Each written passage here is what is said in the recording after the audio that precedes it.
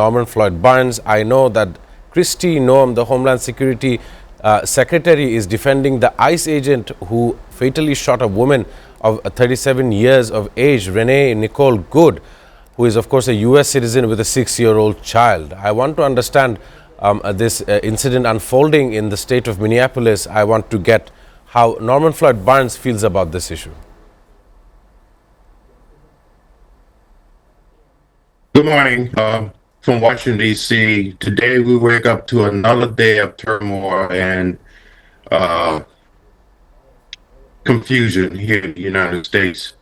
As you stated yesterday morning, there was a tragic shooting in Minneapolis, Minnesota. Actually, the site was actually 3 blocks from uh, the shooting, the killing of George Floyd, as you remember, several years ago. It's a state of tension. ISIS, let me correct that. The ICE, Right. federal agents were deployed back to Minnesota.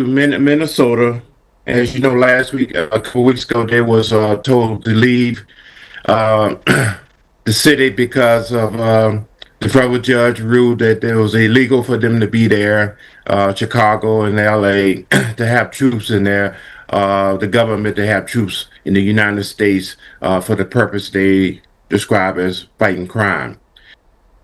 The Homeland Security decided to send 2,000 troops into Minnesota because of the issue with immigration, particularly the issue with Somalians. And now they have a big scandal going on regarding the daycare center fraud. So the purpose of the 2,000 troops is there to go in there was to basically to weed out the illegal immigrants and to bring law and order back. Contrary to that, yesterday there was a incident on one of the streets there where a U.S. citizen, a 37-year-old mother, graduate of Old Dominion University here in Virginia, was killed by an ICE agent. Unfortunately, and actually fortunately, the whole incident was recorded and put all over the internet. It showed where her vehicle was blocking traffic, blocking the activities of the government federal agencies. Right. The agents told her to move. They approached the vehicle, came up to the vehicle, tried to get in the door. She put the car in reverse, put it in forward, and started to drive forward in the direction of a agent that was standing there armed, and he shot. He shot through the windshield. Actually, 3 shots, which hit her. The vehicle continued to move forward, turned to the right, and crashed into another vehicle where she died. Uh, the whole incident was in midday. There was a lot of controversies regarding the situation. She was dead at the scene. There was attempts even by bystanders and I believe one of her family members to try to revive her or try to help her. There was a medical person, and it was told by the agents to stand down, get away. So she died, of course. The situation caused a lot of uproar in the city. People was Right. protesting. They are still protesting, and this was blasted all over the United States. Homeland Security Secretary came over the air, I guess, very shortly, stating that it was a justified shooting. It was an act of domestic terrorism, and the officer he was in his rights to do what he did based on his training. As you know, matter of fact, I can tell you as a former officer myself, and actually an officer, a person who's been in that same situation, it's very tragic, very time. So they have to be reviewed by the investigation, which would be held by the FBI, and we have to just wait and see exactly the facts. There's a lot of circumstances going on this situation. There's a lot of rumors going on. There's a lot of pain going on, and the governor is looking at bringing out the National Guard for anticipated demonstrations and protests. How Right. this goes across the country, Congress is not liking what they seeing. They want answers. The position of the Trump administration is that they had the right, and this was a domestic terrorist situation, and she was considered a professional agitator. So now the conversation is, what are we doing? Why are we doing this? And where would this continue to go? Mr. Mamun in the studio was talking about the U.S. Bangladesh relationship. Just very recently, the U.S. visa bond issue had come about. Holders of B1, B2 are set to have some kind of U.S. $15,000 visa bond before traveling into the U.S. And the only entry points where Bengalis may land is, of course, in New York, Washington, D.C., and California. So, once again, this is adding on to the fact that how they see outsiders from other nations, and what is the immigration policy, and how do they expect immigration to come in. Of course, there is a huge immigrant population in America, not only in New York. But I want to also add on the fact here that just yesterday, in the streets of Colombia's capital, Bogota, thousands of people gathered to show their support for President Gustavo Petro, who has asked people to take to the streets to denounce U.S. imperialism and also the violation of Latin American sovereignty. I want to understand all of these themes from Norman Floyd Barnes. Our military fleet is still in the area, and there was conversation about Colombia. The conversation is geared around drugs. The drugs we're talking about is the amount of cocaine that is supposedly produced in Colombia, and he's giving warning to the president of Colombia that we are coming after you next. You should be very concerned about your activities, and we will not tolerate this in the Western Hemisphere. So this is now striking up another situation where basically where the United States is in the process of pressuring that region to come under one control, which is the United States. We do not expect that the pressure from the United States in that region will stop because of the arrest in Mandora. We expect that there will be additional pressure on that region, particularly Colombia, particularly Mexico, and most definitely in Cuba. The goal is basically to have complete control of that area, to put it on a what we call a U.S. type democratic environment, participation. The goal is basically to ensure that the petrodollar is still being utilized, and the alternative of the BRICS and China and Russia agreements and cooperation is ended. Basically, they want Russia and China completely out. They want all the trade and commerce to go through the United States in the Western process. So the pressure is going to be put on basically what is moving, what's coming in and out, the transportation of energy, the issues with oil and gas, and goods and services.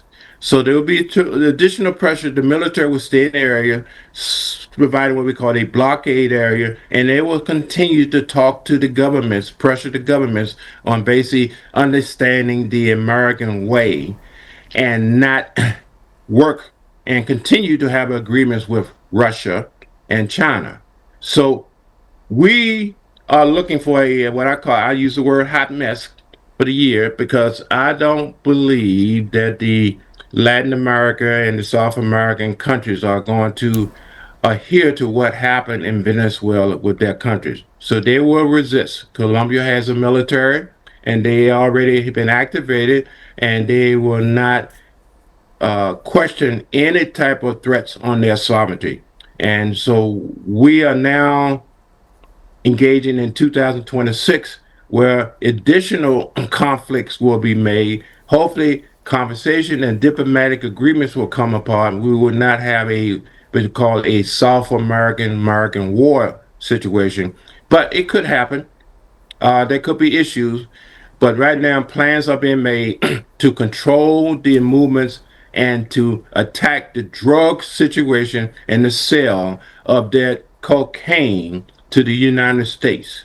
Of State Marco Rubio said he will have a meeting with Danish officials next week after Denmark requested talks amid tensions following President Donald Trump's remarks in annexing Greenland. He added that Trump's interest in Greenland is not new, noting that the president raised the issue during his first term and previous U.S. administration have also examined the matter of how to acquire Greenland. It came as the Trump administration said it is weighing in options to acquire Greenland, according to a statement from Caroline Leavitt at the White House. I want to join with Norman Floyd Burns. I understand that this may be a repetitive issue, but there are updates regarding what is the political narrative, what is the soft power projection, how are those who make laws and rules inside the United States of America assessing the fact of Greenland, and what is the position of the Congress? I want to understand from Norman Floyd Burns. Yes, Congress is currently being briefed on exactly the plan. The Senate and currently the House is being briefed on exactly the strategy put upon by the Trump administration in regards to the annexation of Greenland. The response, the feedback so far is that they're confused. They're not accepting the explanation, and they don't see how this plays into the "Make America Great" concept. This concept of bringing Greenland into the folds of the United States has been done before, actually three times before, three administrations before, about bringing it in, and it had met with lukewarm response.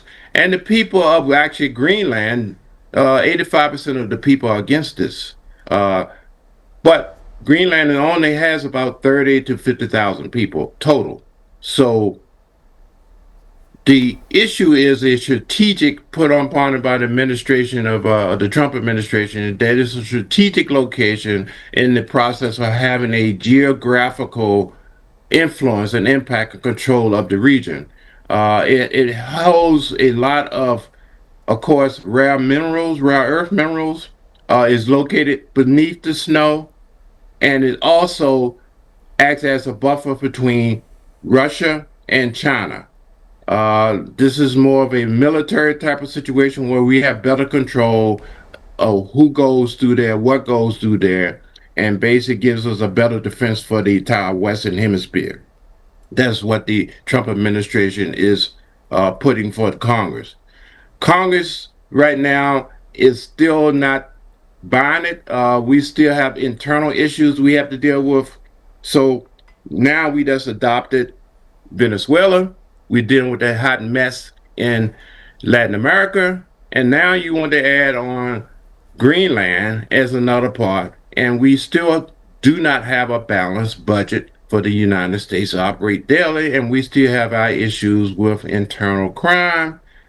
We see in a situation with immigration, and we don't have a solution for healthcare. So we have a lot of stuff we're dealing with, and the administration, the Trump administration, is trying to expand its global impact.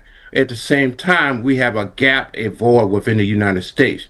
And also, I'm going to mention, Trump mentioned on a comment the other day that midterm elections are coming up, and he believed if something is not done, he feels that the Democrats will take over in the midterm, and he feels that he will be impeached.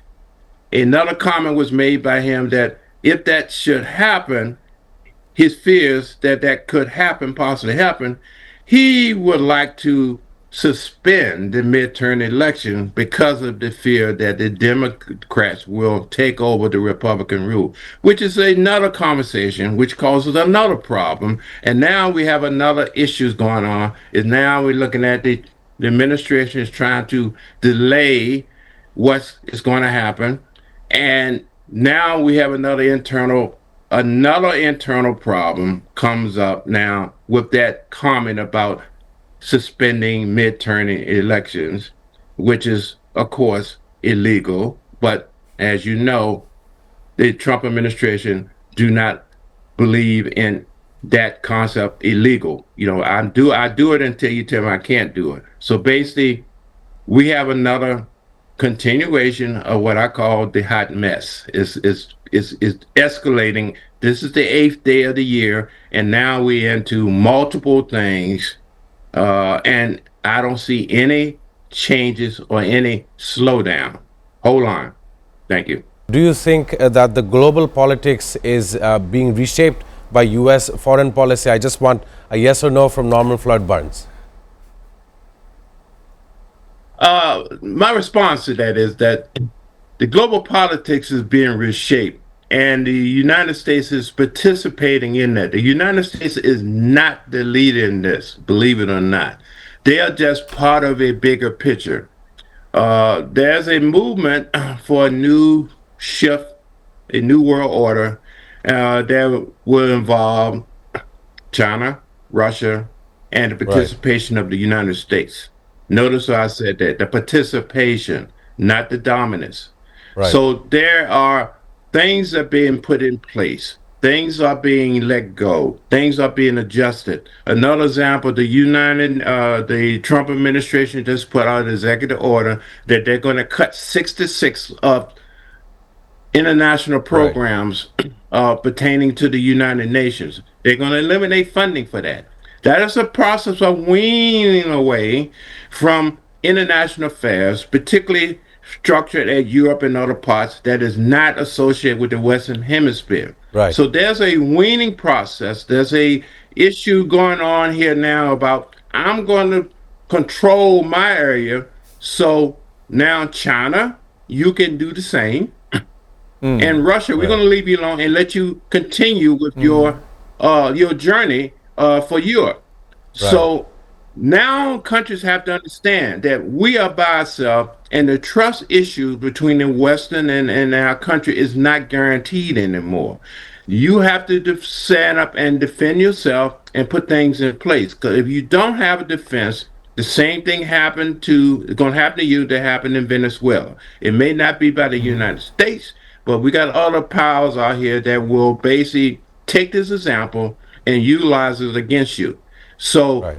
a new world order is in change. A shift in how we do things is happening, and we have to take that in mind. Every country, every person have to understand that you have to protect yourself, and you have to do things in place, and you have to plan ahead. You can't assume that your neighbor or your friend or your whoever is going to come to your rescue. That trust has been eroded.